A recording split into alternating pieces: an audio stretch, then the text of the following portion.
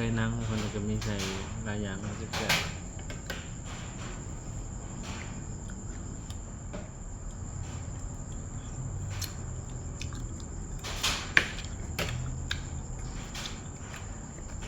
แกงขี้เหล็กมันจะแซ่บมันแซ่บเหมือนกันคนใส่หนังแต่คนแซ่บใส่กระดูกหมูแล้วคนแซ่บเหมือนกันเด้อแกงขี้เหล็กนำกันเด้อทุกคนขี้เหล็กใส่หนังทุกคนก็มีใส่กระดูกหมูทุกคนแซ่บทุกคนแกงขี้เหล็กใส่กระคะในทุกคนแกงขี้เหล็กหอมๆทุกคนแซ่บเหมือนกันเด้อทุกคนแกงขี้เหล็กนำกันเด้อทุกคนแซ่บทุกคนเบิ่งกันต่อไปกันเลยข้านำกันเด้อทุกคนแกงขี้เหล็กมันแซ่บมันแซ่บนำกันทุกคนใส่หนังนั่นทุกคนแซ่บใส่กระดูกหมูทุกคนแซ่บนำกันเด้อแต่มีใส่ผักขาทุกคนหรือว่าชะอมทุกคนแซ่บคนข้านำกันเด้อทุกคนตอนเย็นทุกคนแซ่บนำกันเด้อทุกคนเบิ่งกันต่อไปกันเลยกับสวัสดีกับบรรยากาศชนะข้านำกันเด้อทุกคนแกงขี้เหล็กคนแซ่บนำกันเด้อใส่หนังคนก็มีใส่หลายอย่างมันจะแซ่บ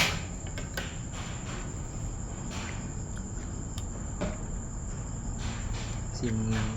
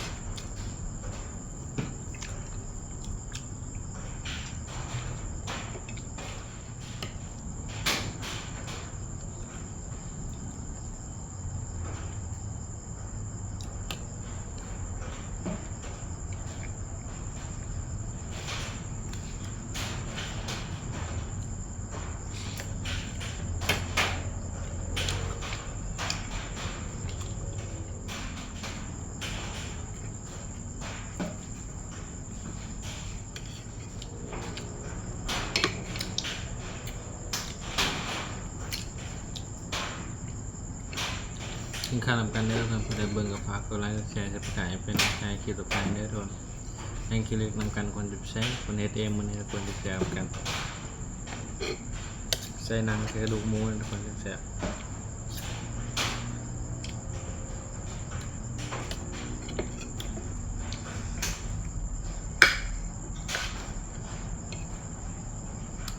นำกันคนแกงขี้เหล็ก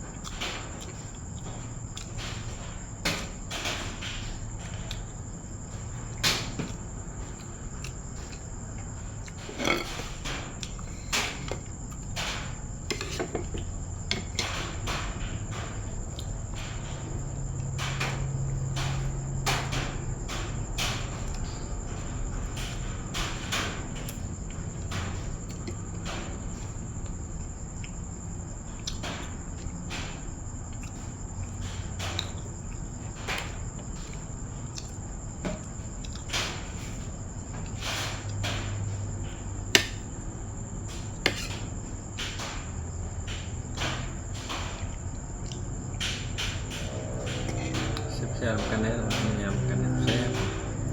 ไปดูหมูแล้วเป็นแซ่บ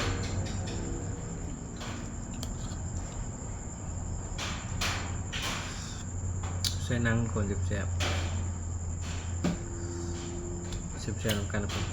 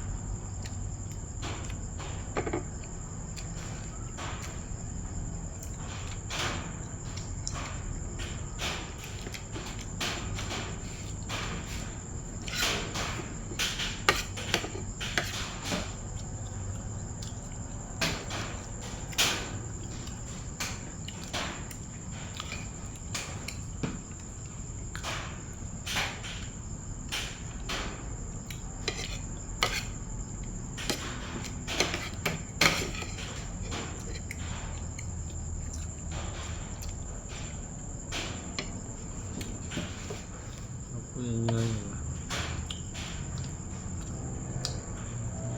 ต้มไปเปื่อย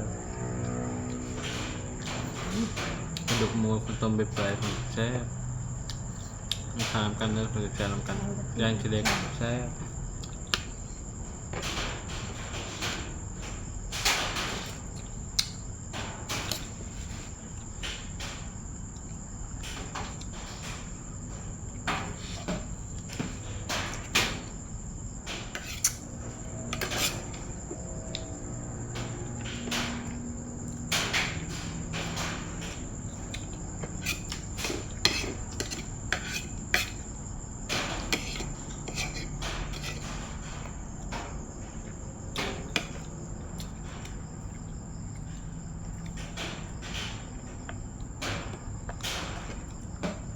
กระดูกเนื้อมันหล่นอ่ะ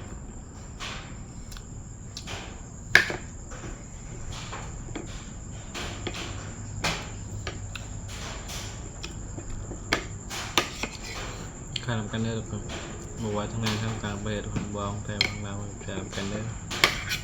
อย่างขี้เหล็กของแซ่บของใช้หนังแซ่บ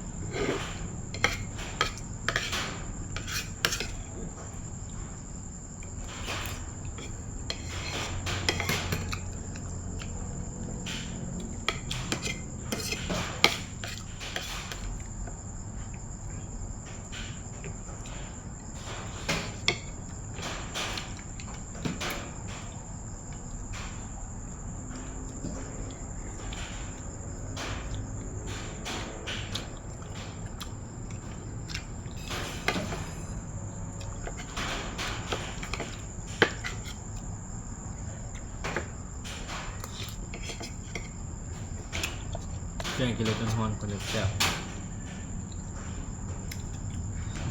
บรรยากาศเย็นๆมันฝนตกคน